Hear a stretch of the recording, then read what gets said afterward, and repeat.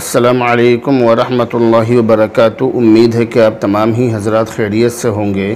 Friday comment box का एक नया एपिसोड लेकर मैं मुफ्ती खालिद कासमी आप तमाम ही हज़रात की खिदमत में हाज़िर हूँ और आपके अहम और ज़रूरी सवालों के जवाब देने जा रहा हूँ। मैं अल्लाह रब्बुल इज़्ज़त से दुआ करता हूँ कि अल्लाह रब्बुल इज़्ज़त आपको हमेशा खुश रखे। फ्राइडे कमेंट बॉक्स के आज के एपिसोड में हम ये सवाल ले रहे हैं। हाफिज़ तबारक रहमानी की तरफ से सलाम और दुआ के बाद कहते हैं कि क्या फ़रमाते हैं उलमाए किराम मसअला ज़ैल के बारे में कि एक बच्चा पैदा हुआ और 6 दिन तक अस्पताल में ही रहा और अब उस बच्चे का इंतकाल हो गया, उसके कान में अज़ान नहीं हुई। क्या बग़ैर अज़ान के नमाज जनाजा में कुछ परेशानी तो नहीं है? जल्द अज़ जल्द जवाब मरहमत फ़रमाएँ, ऐनो करम होगा। इस बारे में ये बात याद रखिए कि जो बच्चा पैदा हुआ है उस बच्चे की जनाजे की नमाज़, अगर वो बच्चा उसका इंतकाल हो चुका है तो उसकी जनाजे की नमाज़ पढ़ने के बारे में ज़ाब्ता, क़ानून और नियम ये है कि जो बच्चा ज़िंदा पैदा होकर आवाज़ निकाले, यानी बच्चा ज़िंदा पैदा हुआ और उसने आवाज़ भी की, उसने कुछ भी बोला, यानी उसने वो रोया, तो रोने से या उसकी आवाज़ निकालने से ये समझा जाएगा कि ये ज़िंदा है। तो जो बच्चा ज़िंदा पैदा हो उसकी जनाजे की नमाज़ पढ़ी जाएगी, उसका नाम भी रखा जाएगा, कफन दफन वग़ैरह तमाम चीज़ें उसकी ज़िंदों की तरह की जाएंगी। और जो बच्चा मुर्दा पैदा हो तो उसकी जनाजे की नमाज़ नहीं पढ़ी जाएगी, उसको गड्ढा खोदकर उसमें कपड़े में लपेटकर उस गड्ढे में दबा दिया जाएगा। नमाज जनाजा जो है, जनाजे की नमाज का मदार और इसका यानी ये ऐसा नहीं है कि बच्चे के कान में अज़ान देने पर ही जनाजे की नमाज़ हो, ऐसा नहीं है। जनाजे की नमाज का मदार बच्चे के कान में अज़ान देने पर नहीं है। इसलिए अगर कोई बच्चा पैदा हुआ हो और उसका इंतकाल हो गया हो और इस बीच कोई मौका उसके कान में अज़ान देने का ना मिला हो तो ऐसी सूरत में भी उसकी जनाजे की नमाज़ पढ़ी जाएगी।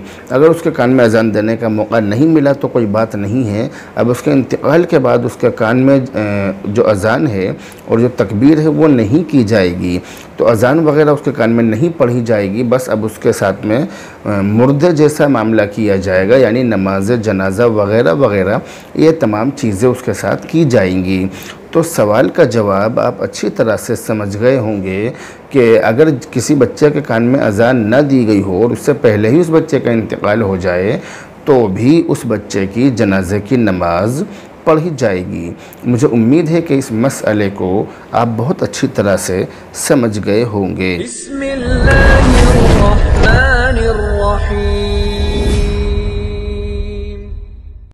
ये कमेंट हम ले रहे हैं हाफिज़ सुलेमान गोंदी की तरफ से। सलाम और दुआ के बाद कहते हैं कि मुफ्ती साहब, अगर सूखा कुत्ता कपड़ों पर लग जाए तो क्या कपड़े नापाक हो जाएंगे? खुश्क और सूखा कुत्ता जिस्म या कपड़ों पर लग जाए तो उसकी वजह से जिस्म या कपड़ा नापाक नहीं होता है। जब नापाक होने का हुक्म नहीं है तो फिर धोना भी वाजिब और ज़रूरी नहीं है। लेकिन अगर हाँ उस पर नापाकी लगी हो, उस कुत्ते पर नापाकी लगी हो और फिर वो कुत्ता बदन पर लग जाए तो ऐसी सूरत में बदन या कपड़ा जहाँ पर भी वो कुत्ता लगे वो चीज़ नापाक हो जाएगी। या उस कुत्ते का थूक, उसका लुआब इंसान के बदन या कपड़ों पर लग जाए तो भी कपड़े नापाक हो जाएंगे, क्योंकि कुत्ते का जो थूक है वो नापाक है। तो अगर वो किसी के बदन पर लग जाए या किसी के कपड़ों पर लग जाए तो उस कपड़े को या उसके बदन पर जहाँ पर भी वो चीज़ लगी है, बदन के उस हिस्से को 3 मरतबा धोना ये ज़रूरी है। अगर कपड़े पर लगी है तो 3 मरतबा धोया जाए और हर मरतबा निचोड़ा जाए। और अगर कपड़ों पर नहीं लगी है बल्कि बदन पर लगी है तो ऐसी सूरत में उस बदन को यानी बदन के उस हिस्से को धोया जाएगा। धो लेने से वो पाक हो जाएगा। लेकिन बहरहाल आप ये बात समझ लीजिए कि अगर कुत्ता सूखा है, खुश्क है, तो कुत्ते के लगने से, महज कुत्ते के लगने से कपड़े या बदन नापाक नहीं होंगे। मुफ्ती खालिद कासमी के चैनल को सब्सक्राइब करें, वीडियो को लाइक शेयर करें। शुक्रिया। Subscribe to Mufti Khalid Qasmi and like share the video. ये कमेंट हाफिज़ सुलेमान गोंदी की तरफ से है। सलाम और दुआ के बाद कहते हैं कि हज़रत एक मसला पूछना है, अगर मस्जिद के इमाम से कोई मुक़्तदी नाराज़ हो तो क्या उस इमाम के पीछे नमाज हो जाएगी या किसी की भी नमाज नहीं होगी या सिर्फ़ उसकी नहीं होगी जो नाराज़ हो?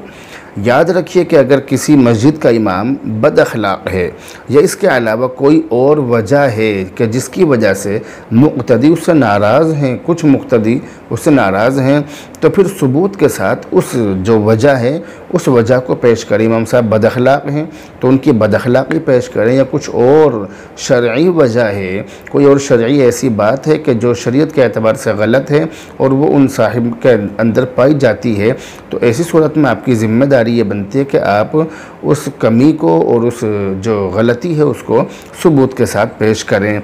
और उसके बाद में अगर ज़्यादा ज़रूरत हो तो मस्जिद का जो लेटर पैड है उस लेटर पैड पर उसको लिखकर आप जहाँ भी रहते हैं, जिस इलाक़े में भी आप रहते हों, अपने करीबी दारुल इफ्ता में जाकर मस्जिद के लेटर पैड पर उस मसले को लिखकर, उस सवाल को लिखकर उसका जवाब अपने वहाँ के दारुल इफ्ता से ले लें। बग़ैर किसी सबूत के और बग़ैर किसी वजह के इमाम पर तानो तशनी करना ये दुरुस्त नहीं है, ये अच्छा नहीं है। मगर ये भी समझ लें कि बग़ैर सबूत के किसी के बारे में शरई हुक्म और फतवा भी जारी नहीं किया जा सकता है। हाँ, अगर किसी वजह से मुक़्तदी इमाम साहब से नाराज़ हों तो ऐसे इमाम साहब के पीछे नमाज़ पढ़ने के हुक्म की तफसील ये है, ऐसे इमाम के पीछे नमाज़ पढ़ने का मसला क्या है, तो उसकी तफसील ये है कि अगर इमाम से बुग़्ज़ और नाराज़गी किसी दीनी वजह से हो, यानी इमाम साहब फासिक हों, फाजिर हों या लापरवाह हों या उनका अक़ीदा ख़राब हो या वो सुन्नतों की रियायत न करते हों और मुक़्तदी इस वजह से नाराज़ हों, तो ऐसी नाराज़गी का एतबार है, ऐसी नाराज़गी का भरोसा है और ऐसे इमाम की इमामत मकरूह होगी। और अगर लोगों की जो नाराज़गी है वो दुनियावी दुश्मनी या मुखालिफत की वजह से है या उसमें नाराज़ होने को उस शख्स के नफ्स को दखल है, यानी उसकी ख़ुद की कमी है, किसी कोई और बात नहीं है, बस सिर्फ अपनी अना की खातिर, अपनी नाक की खातिर, ये इस वजह से कि इमाम साहब उनकी बात नहीं सुनते हैं, उनकी चापलूसी नहीं करते हैं, या इसके अलावा इमाम साहब किसी ऐसे शख्स के पास बैठ रहे हैं कि जो इस शख्स का दुश्मन है, तो अगर इस तरह की कोई बात है तो ये इन बातों का कोई एतबार नहीं है, इन बातों का कोई भरोसा नहीं है। और ऐसे इमाम साहब की इमामत भी सही है, दुरुस्त है, कोई हरज नहीं है। बल्कि इस सूरत में मुक़्तदी इमाम से बग़ैर किसी शरई वजह के नाराज़ होने की वजह से मुक़्तदी मलामत के मुस्तहिक़ हैं, मुक़्तदियों पर लानत मलामत की जाएगी और लानत मलामत के वो हक़दार भी हैं। लेकिन बाहर सूरत किसी भी सूरत में नाराज़ होने के बावजूद उन इमाम साहब के पीछे जो लोग नमाज़ पढ़ रहे हैं उन तमाम लोगों की ही नमाज़ें सही हैं, दुरुस्त हैं, कोई हरज नहीं है और उन नमाज़ों का इआदा करने की और उनको लौटाने की ज़रूरत नहीं है। नमाज़ों का इआदा करना और उनको लौटाना ये वाजिब, लाजिम और ज़रूरी नहीं है। मुझे उम्मीद है कि यहाँ तक की जो बात मैंने आपको बतलाई है आप उसको अच्छी तरह से समझ गए होंगे। मस्जिदों के अंदर ये हाल है, लोगों का ये हाल है कि इमाम से नाराज़ होने की जो वजूहात उनकी होती हैं वो उनकी अपनी ख्वाहिशात होती हैं, अपनी अना की खातिर, अपनी नाक की खातिर और अपनी नफसानी ख्वाहिशात की खातिर वो इमाम मोहतरम से नाराज़ हो जाते हैं। और इमाम से नाराज़ होने के बाद मस्जिदों के अंदर एक नहीं बल्कि दो दो जमातें होती हैं। अभी 2-4 दिन पहले हमने स्टेटस पर एक वीडियो लगाई थी जिसमें किसी मस्जिद का इस तरह का मामला हमने देखा कि एक साथ एक ही सफ़ में दो नमाज़ें हो रही हैं, यानी एक सफ़ में आधे मुक़्तदी इधर हैं, आधे इधर हैं, दोनों के इमाम साहब अलग अलग हैं और नमाज़ पढ़ा रहे हैं। तो ये तो बहुत चल रहा है मस्जिदों के अंदर। हमारी मस्जिदों के हाल सही नहीं है। हमारी मस्जिदों के अंदर पार्टी बाजी इतनी ज़्यादा हैं कि इमाम साहब अगर इस पार्टी के पास बैठ जाएं तो ये पार्टी वाले नाराज़, और अगर इस पार्टी के पास बैठ जाएं तो ये लोग नाराज़। बल्कि हमने तो यहाँ तक देखा है कि जो मुक़्तदी होते हैं वो खुल्लम खुल्ला सरे राह इमामों को, अपनी मस्जिद के इमाम को डांटते हैं। हमने ख़ुद देखा इन चीज़ों को। तो इन चीज़ों से बचने की बहुत सख्त ज़रूरत है और इन चीज़ों से बाहर आने की ज़रूरत है। जिसकी घर में न चलती हो, जो घरों के अंदर बीवी की डांट डपट सुनकर आता हो और जिसके बच्चे उसको मुंह लगाना पसंद न करते हों, ऐसा आदमी मस्जिदों में आकर इमामों के ख़िलाफ़ बोलता है और इमामों पर बढ़ चढ़कर बोलता है, इमामों के सर पर बैठने को तैयार हो जाता है। ये हमारी मस्जिदों का हाल है और इस तरह के मामलात शहरों के मुकाबले गाँवों में ज़्यादा होते होते हैं, गाँवों में लोगों को कुछ काम तो होता नहीं है, इसलिए वो इमामों के पीछे ही पड़ जाते हैं। उनके बच्चे उनकी सुनते नहीं हैं, उनकी बीवी उनको मुँह लगाती नहीं है, उनके रिश्तेदारों ने उनसे मिलना जुलना छोड़ दिया है। बस सिर्फ अब उनका ये काम रह गया है कि वो लोग मस्जिदों में जाकर बैठ जाते हैं, वहाँ पर चौकड़ियाँ जमाते हैं, वहाँ पर पंचायतें करते हैं, वहाँ पर वो बीड़ी सिगरेट वगैरह उनकी चलती हैं। क्योंकि हमने गाँवों में इस तरह की चीज़ों को देखा है, इसलिए हम इन बातों को बतला रहे हैं। तो ये तमाम चीज़ें होती हैं और इन तमाम चीज़ों के साथ साथ वो लोग इमामों पर बड़ी टेढ़ी निगाह रखते हैं। किसी ने बड़ा ही अच्छा जुमला ऐसे लोगों के बारे में कहा कि ये जो इमामों पर नज़र रखने वाले लोग हैं, अगर ये लोग अपने घर की बहू बेटियों पर जितनी टेढ़ी निगाह इमाम पर रखते हैं, अगर अपने घर की बहू बेटियों पर रखें तो इनके घर का माहौल सुधर जाएगा। तो इमामों पर तो टेढ़ी निगाह रखते हैं और अपने बीवी बच्चों से इतना डरते हैं कि अगर वो इनको रोटी ना दें तो इनकी हिम्मत नहीं है कि ये उनसे रोटी भी मांग लें।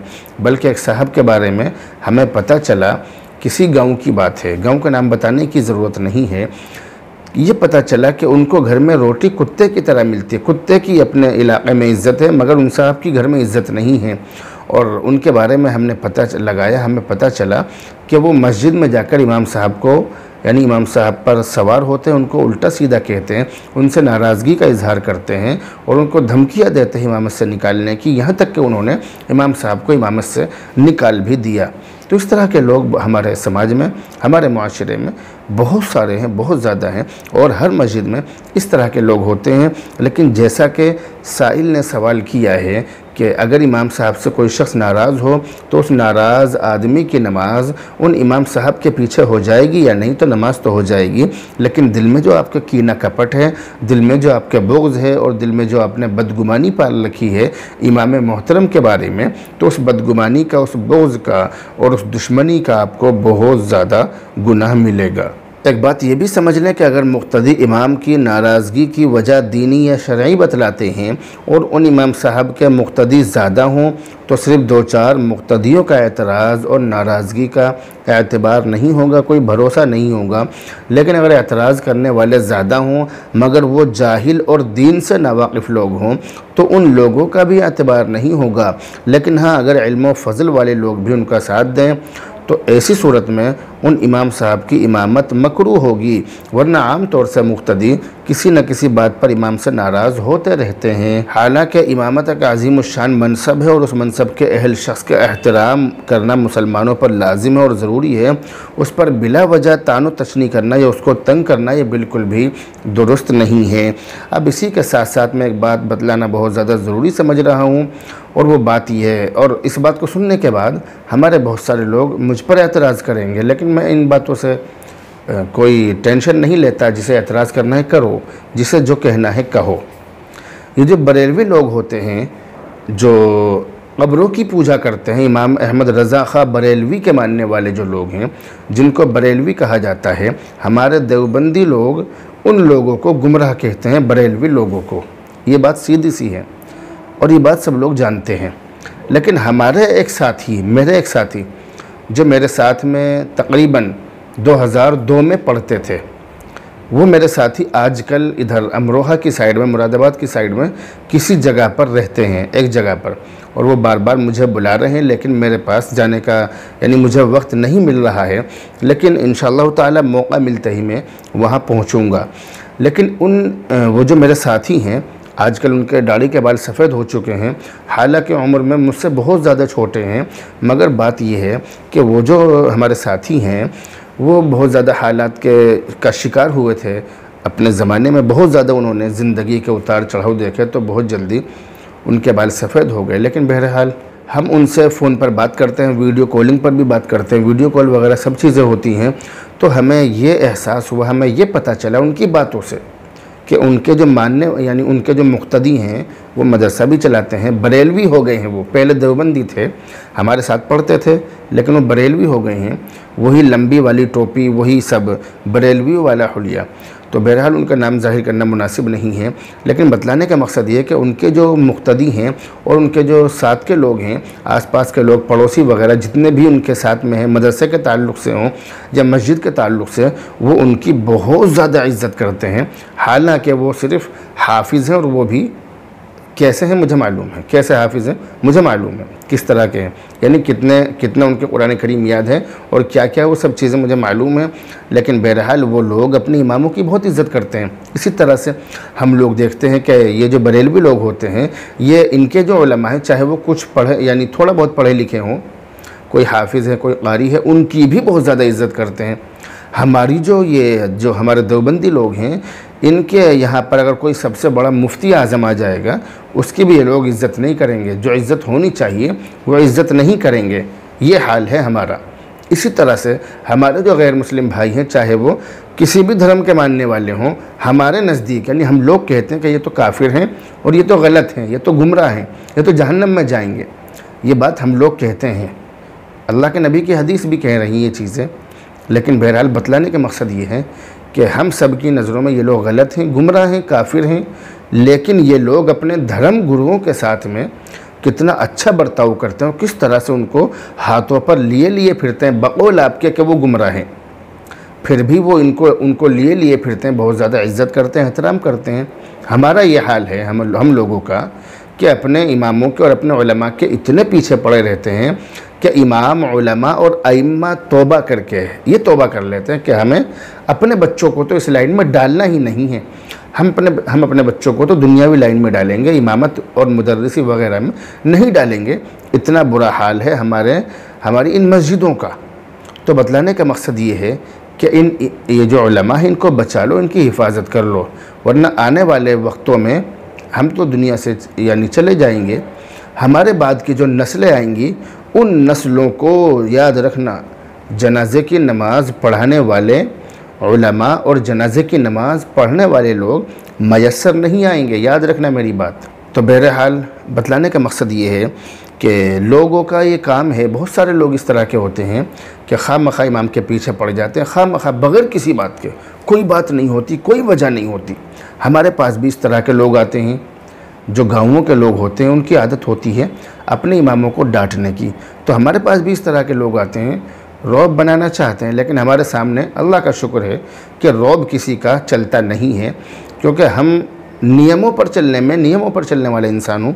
मुझे नियम पसंद है और नियमों की बातें ही मुझे पसंद हैं। बस इससे ज़्यादा फालतू बकवास मेरे यहाँ पर चलती नहीं और मैं चलने भी नहीं देता हूँ। तो बतलाने का मकसद ये कि अपने इमामों की इज़्ज़त करो, क्योंकि मैं इमामत भी करता हूँ, मदरसे भी चलाता हूँ, अल्लाह का शुक्र है। तो हर तरह के लोगों से वास्ता पड़ता है, लेकिन हमारे यहाँ पर जो ये बकवासें होती हैं, इनका कोई वजूद नहीं है और इनके लिए कोई जगह भी नहीं है, और इस तरह के लोगों को हम अपने करीब जगह देते भी नहीं हैं। लेकिन बहरहाल चलो, ये बात बहुत लंबी बातें हो जाएंगी।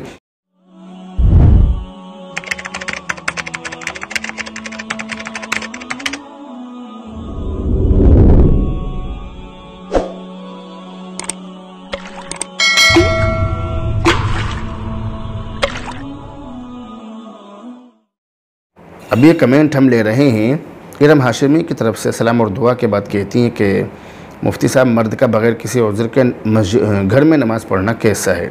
ये बात याद रखिए कि जमात के साथ नमाज अदा करना और नमाज़ पढ़ना सुन्नत मुअक्कदा है।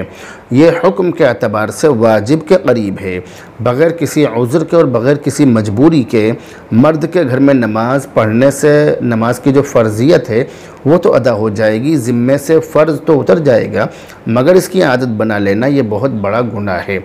शफ़ीक़ व मेहरबान नबी मोहम्मद अरबी सल्लल्लाहु अलैहि वसल्लम ने जमात तर्क करने वालों के बारे में और जमात छोड़ने वालों के बारे में बहुत सख्त वईद इरशाद फरमाई हैं, और बहुत सी हदीसों में ये मज़मून वारिद हुआ है कि अगर घरों में औरतें और बच्चे न होते तो मैं अपने जवानों को लकड़ियाँ जमा करने का हुक्म देता कि उन लोगों के घरों को आग लगा दें जो जमात में नहीं आते हैं, यानी जो अपने घरों में नमाज़ पढ़ लेते हैं, मस्जिदों में आना गवारा नहीं करते, मस्जिदों में आने की ज़हमत नहीं उठाते हैं।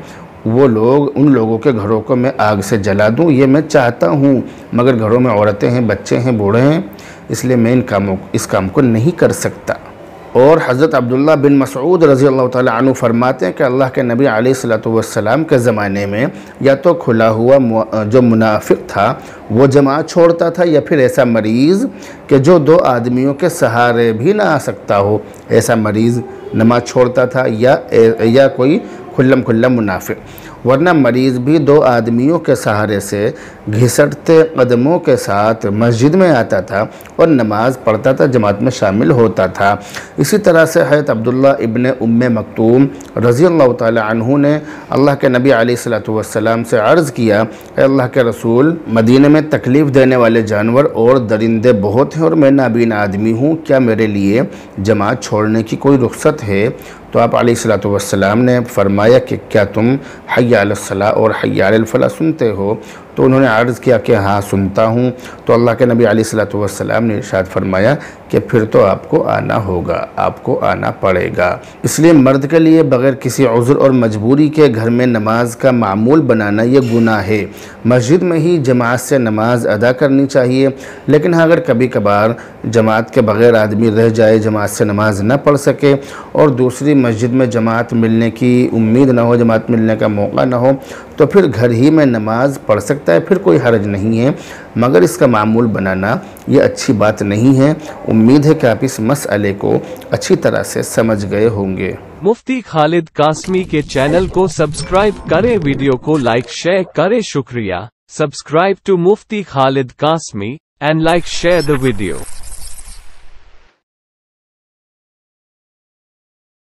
ये कमेंट हम ले रहे हैं मौलाना मोहम्मद साद साहब की तरफ से। सलाम और दुआ के बाद कहते हैं कि मुफ्ती साहब 17 साल की लड़की और 20 साल का लड़का आपस में हिजाब कबूल कर लें 2 गवाहों की मौजूदगी में, वालिदैन की अगर मौजूदगी में, तो क्या ये निकाह माना जाएगा?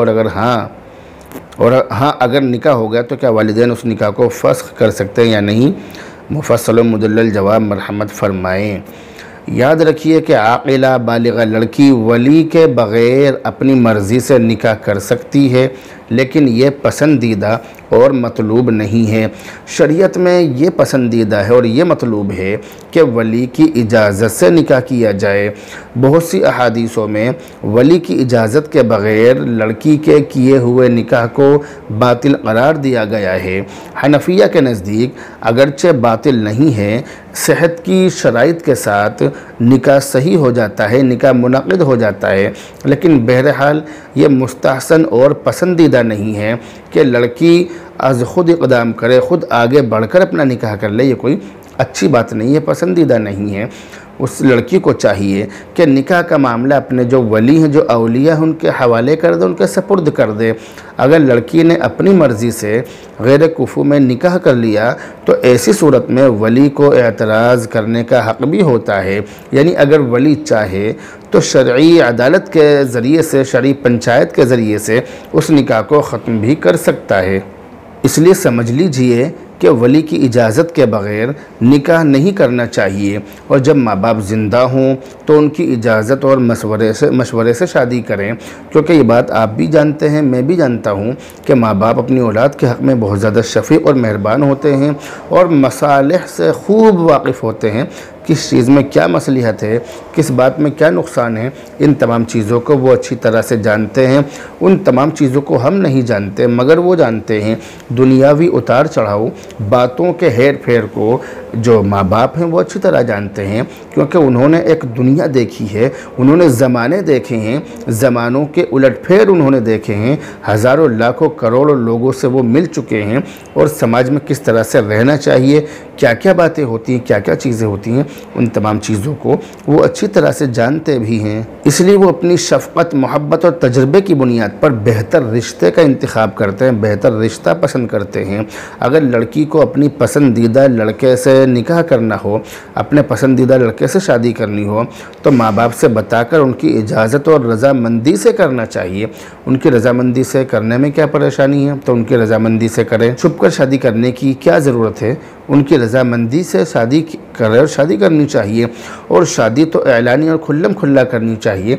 शरीयत में यही चीज़ बतलाई गई है और यही चीज़ पसंद की गई है। और ये भी जान लें कि निकाह से पहले अजनबी लड़के और अजनबी लड़की का आपस में प्यार और मोहब्बत करना ये बिल्कुल हराम है, नाजायज़ है। जिसकी शादी जहाँ मुक़द्दर में होती है उसकी शादी वहाँ होती है। ये जोड़ियाँ आसमानों पर बनती हैं और आसमानों से बनकर आती हैं, जिसके बारे में जहाँ निकाह कि भाई इसका निकाह फलां से होगा तो वही होगा, जो लिख कर आ चुका है वही होगा, उससे अलग कुछ होने वाला नहीं है। इसलिए ज़्यादा भागम भाग के चक्कर में पड़ने की ज़रूरत नहीं है। और बहुत सी जगह आदमी के रिश्ते होते हैं फिर टूट जाते हैं, क्योंकि वहाँ नसीब में नहीं होता।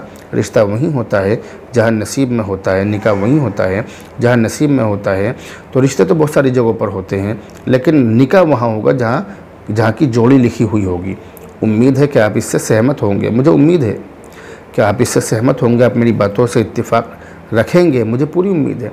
लेकिन बहरहाल ये ज़रूर समझ लें आप कि ज़्यादा भागम भाग के चक्कर में न पड़ें। माँ बाप की और जो हमारे जो ताऊ चाचा वगैरह जो भी हैं, जो हमारे हमदर्द हैं, कम से कम उनकी रज़ामंदी तो इसमें ज़रूर शामिल रखें। ये ज़्यादा अहम और बहुत ज़्यादा ज़रूरी है।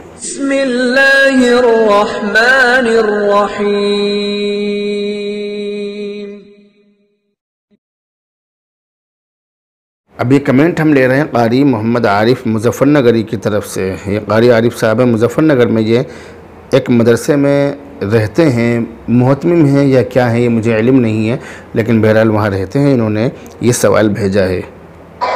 अस्सलाम वालेकुम वरहमतुल्लाहि ताला व बरकातुहू। उम्मीद करता हूँ हज़रत मुफ्ती मोहम्मद खालिद साहब आप खैरियत से होंगे। मैं मोहम्मद आरिफ मुजफ्फरनगर से हज़रत आपकी खिदमत में हाजिर हुआ था रमज़ान में। इंशाअल्लाह बहुत जल्द दोबारा आने के इरादा है, आप तशरीफ़ ले आए कभी इंशाअल्लाह। हज़रत एक मसला पूछना है। मसला ये है, ये इशा की नमाज के बाद जो मशवरा होता है जमात वालों का, क्या ये फ़र्ज़ है, क्या इसका तरीक़ा है और क्या करना चाहिए क्या नहीं करना चाहिए, इसके आप पूरी दलील के साथ हज़रत मुझे बता दें, ज़्यादा नवाजी होगी आपकी। अस्सलाम वालेकुम वरहमतुल्लाह। ये इन्होंने सवाल किया है कारी आरिफ साहब ने, और सवाल ये है कि हमारी मस्जिदों के अंदर तबलीग जमात का मशवरा होता है इशा की नमाज के बाद। अब बहुत सारे लोग इस मशवरे में बहुत ज़्यादा ज़ोर देते हैं, इसको फ़र्ज़ से मिला देते हैं, यानी जैसे कोई काम फ़र्ज़ होता है इस तरह से इस पर ज़ोर देते हैं, और इस सिलसिले में लोगों को परेशान भी करते हैं, इमामों को। और यानी इससे ये लग रहा है कि ये शायद किसी मस्जिद में इमाम भी होंगे। तो बहुत सारे लोग इस मामले में शिद्दत इख्तियार करते हैं कि इमाम साहब को बैठना ही पड़ेगा, मुअज़्ज़िन साहब को बैठना ही पड़ेगा, मस्जिद के खादिम को बैठना ही पड़ेगा, हमारे मशवरे में तुम्हें आना ही पड़ेगा। इस तरह से करते हैं। उसकी वजह बनी है शायद इनके सवाल करने की, लेकिन बहरहाल जो सवाल किया उसका जवाब दिया जा रहा है। तो सवाल जो किया है कि तबलीग जमात का जो मशवरा है इसका क्या हुक्म है, ये इन्होंने सवाल किया है। तो इस बारे में ये बात समझ लीजिए कि मशवरा इस्लामी तालीमात में से एक निहायत मुहत्तम बिशान अमल और बहुत अहमियत का हामिल हुक्म है, और रसूलुल्लाह सल्लल्लाहु अलैहि वसल्लम की सुन्नत और आपके अमल से साबित है। और दीन के मामलात में आप अलैहिस्सलातु वस्सलाम ने मशवरा फरमाया है।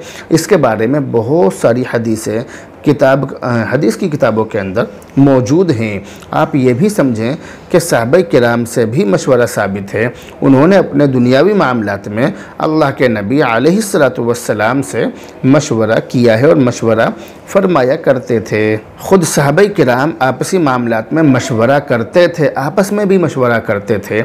जैसा कि सन 17 हिजरी में हज़रत मूसा अशअरी रज़ियल्लाहु ताला अन्हु ने हज़रत उमर रज़ियल्लाहु ताला अन्हु को ख़त लिखा कि इस्लामी हुकूमत की तरफ से मुख्तलिफ़ मुल्कों के बादशाहों को ख़त रवाना किए जाते हैं, मगर उनमें तारीख़ लिखी हुई नहीं होती है। अगर तारीख़ लिखने का अहतमाम हो जाए और तारीख़ लिखी जाए तो इसमें बहुत सारे फ़ायदे हैं। जैसे ये पता चल जाएगा कि किस दिन ख़त लिखा गया, आपकी तरफ से किस दिन जारी हुआ, वहाँ पर किस तारीख़ में पहुँचा, और उस ख़त पर अमल कब शुरू हुआ, इन तमाम चीज़ों का पता चल जाएगा। ये उनकी तरफ से मशवरा था हज़रत अबू मूसा अशअरी रज़ियल्लाहु ताला अन्हु की तरफ से। हज़रत उमर रज़ियल्लाहु ताला अन्हु को ये मशवरा बहुत पसंद आया और उन्होंने जो बड़े बड़े सहाबा किराम थे उन सबको इस मसले की तरफ तवज्जो दिलाई और मशवरे के लिए जमा किया। मगर ये बात भी याद रखिए कि जो चीज़ें शरीयत में पहले से तयशुदा हैं, यानी जिनका करना ज़रूरी हो या न करना ज़रूरी हो, तो उन्हें करने या न करने के बारे में कोई मशवरा नहीं किया जाएगा, जैसा कि नमाज़ पढ़ी जाएगी या नहीं इस बारे में कोई मशवरा नहीं होगा। लेकिन हाँ, ये मशवरा होगा कि नमाज मस्जिद में किस जगह पढ़ें, या सफ़र में हैं हम तो सफ़र में यहाँ नमाज़ पढ़ें या आगे चलकर पढ़ लें, ये मशवरे हो सकते हैं। लेकिन ये मशवरा नहीं होगा कि नमाज़ पढ़ें या ना पढ़ें, नहीं, नमाज़ आपको पढ़नी पड़ेगी। तो जो चीज़ें शरीयत में पहले से तयशुदा हैं कि ये काम करना है तो उसको करना है, उसके बारे में कोई मशवरा नहीं। जो काम तयशुदा है कि ये काम नहीं करना है, शराब नहीं पीनी है, तो उसके बारे में मशवरा नहीं किया जाएगा। ऐसा नहीं है कि चलो मशवरा कर लो, आज पी लो, चलो छोड़ो, कल से मशवरे के तहत ये अमल होगा कि कल से नहीं पिएंगे, आज पी लो। इन चीज़ों में मशवरा नहीं होगा। जो चीज़ें तयशुदा हैं शरीयत की तरफ से, उनके बारे में कोई मशवरा नहीं होगा। ये भी समझ लें कि अहम मामलात में आपस में मशवरा लेना और मशवरा करना, ये अल्लाह के नबी अलैहिस्सलातु वस्सलाम और सहाबाए किराम की सुन्नत और दुनिया व आखिरत में बरकत का सबब है। हदीस के अंदर ये बात मौजूद है कि जिसने इस्तिखारा किया वो नामुराद नहीं होगा, और जिसने काम से पहले मशवरा किया वो नादिम और शर्मिंदा नहीं होगा। इसलिए दीन और दुनिया के अहम मामलात में मशवरा लेना ये सुन्नत से साबित है और बेहतर अमल है, मगर ये लाजिम या वाजिब नहीं है कि अगर कोई काम मशवरे के बग़ैर तय हो जाए, कोई मामला कर लिया जाए तो उसके अंदर बहुत बड़ा गुनाह हो, ऐसा नहीं है। अगर मशवरे के बग़ैर कोई काम कर लिया तो उसमें गुनाह नहीं है, इस तरह की कोई बात नहीं है, उसमें कोई गुनाह नहीं है। मगर मशवरे से हो अच्छी बात है, अल्लाह के नबी की सुन्नत है, सहाबाए किराम की सुन्नत है। सहाबाए किराम ने भी मशवरे किया, अल्लाह के नबी ने भी किए। कुरान करीम के अंदर भी हुक्म है वशाविरहुम फिल अम्र, कि आप इनसे अपने मामलात में मशवरा करो। व अमरुहुम शूरा बैनहुम, कुरान करीम के अंदर बाकायदा तौर से इसका हुक्म है, हदीसों के अंदर हुक्म है मशवरे का। तो मशवरा तो होना चाहिए। अल्लाह के नबी अलैहिस्सलातु वस्सलाम के ज़माने में आम और रियासत के बारे में, आम मशवरे और रियासतों के बारे में जो भी मशवरे होते थे वो मस्जिद ही में होते थे। मस्जिद ही में आपकी मजलिस लगती थी, मस्जिद ही में मशवरे होते थे, मस्जिद ही में फ़ैसले होते थे। इसलिए ये कहना दुरुस्त है कि मशवरे का जो अमल है वो मस्जिद में होता था, मगर ख़ामोशी वाले मशवरे जो छुपकर होते थे वो मशवरे आप सल्लल्लाहु अलैहि वसल्लम ख़ास जगहों में ही करते थे। जैसा कि हिजरत के मौके पर अल्लाह के नबी अलैहिस्सलातु वस्सलाम ने हज़रत अबू बकर रज़ियल्लाहु ताला अन्हु के घर जाकर उनसे अलहदगी में और तन्हाई में बात की थी।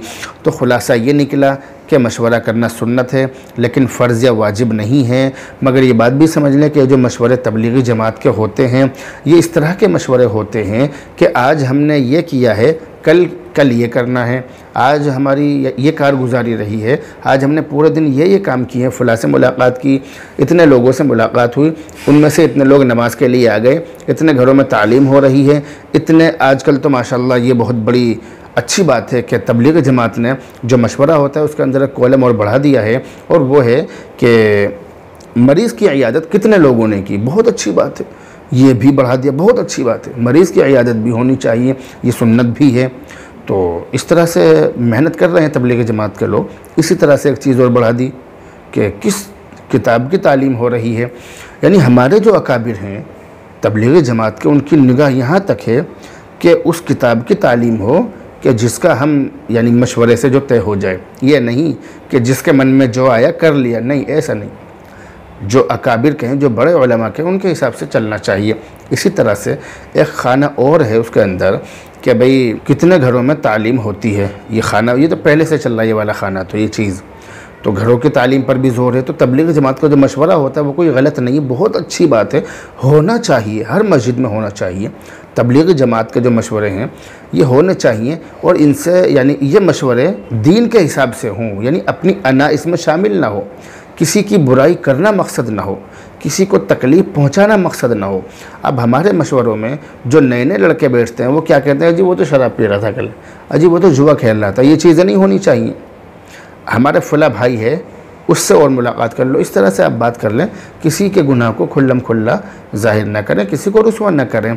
तो मेरे बतलाने का मकसद ये, आप मेरी बात अच्छी तरह से समझ लें कि जो मशवरा है ये सुन्नत है, अल्लाह का हुक्म है, अल्लाह ने हुक्म दिया कुरान के अंदर, और अल्लाह के नबी अलैहिस्सलातु वस्सलाम की सुन्नत है। और हमारे तबलीग जमात के लोग कहते हैं कि सहाबाए किराम की आदत थी, ठीक है, मगर सहाबाए किराम की भी सुन्नत है, सहाबाए किराम ने भी इस काम को किया।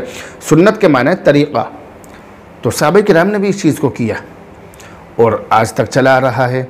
और जिसने मशवरा किया वो शर्मिंदा नहीं होगा, जिसने इस्तिखारा किया वो नाकाम नहीं होगा, अल्लाह के नबी फरमा रहे।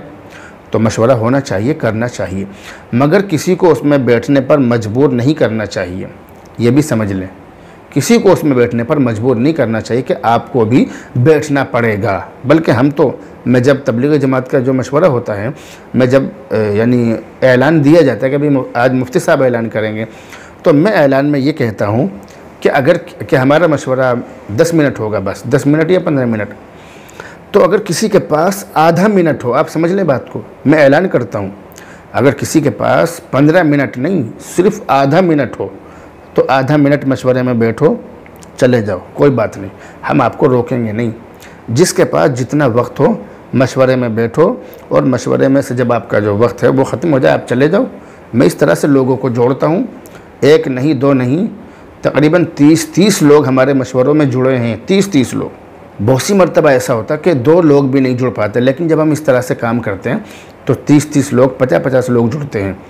एक बात ये समझ लें, हमारे तबलीगी जमात के जो लोग हैं, तबलीगी जमात के जो अहबाब हैं, रात भी मैं एक जगह जोड़ में था, एक जगह प्रोग्राम था, उसमें था मैं रात, तो इसलिए इस तरह की बात नहीं है कि आप ये समझें कि मैं भाई मुखालिफ हूँ, नहीं, मैं तो यानी मेरा मकसद तो सिर्फ ये है कि कुछ कमियां अगर सामने आए तो उनको बतलाना चाहिए। तो हमारे जो तबलीग जमात के अहबाब है इस बात को समझ लें कि असल चीज़ नियम नहीं है, बल्कि असल चीज़ है इंसानों को जोड़ना। पहले आप लोगों को जोड़ें, उसके बाद में जो आपके नियम हैं वो उन लोगों पर लागू करें। नियम जब लागू होंगे जब लोग आपसे जुड़ेंगे, अगर लोग आपसे जुड़े हुए नहीं हैं तो आप नियम किस पर लागू करेंगे, ये समझ लीजिए।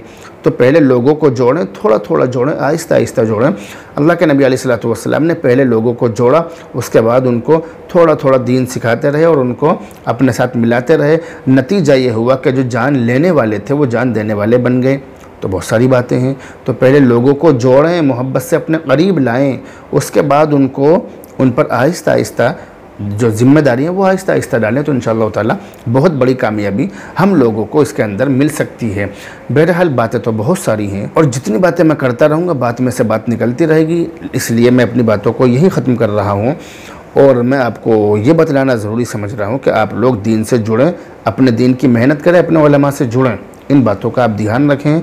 बहरहाल अब आपसे रुखसत होते हैं, दुआओं में याद रखें। अस्सलामु अलैकुम व रहमतुल्लाहि व बरकातुहू। मुफ्ती खालिद कासमी के चैनल को सब्सक्राइब करें, वीडियो को लाइक शेयर करें। शुक्रिया। Subscribe to Mufti Khalid Qasmi and like share the video.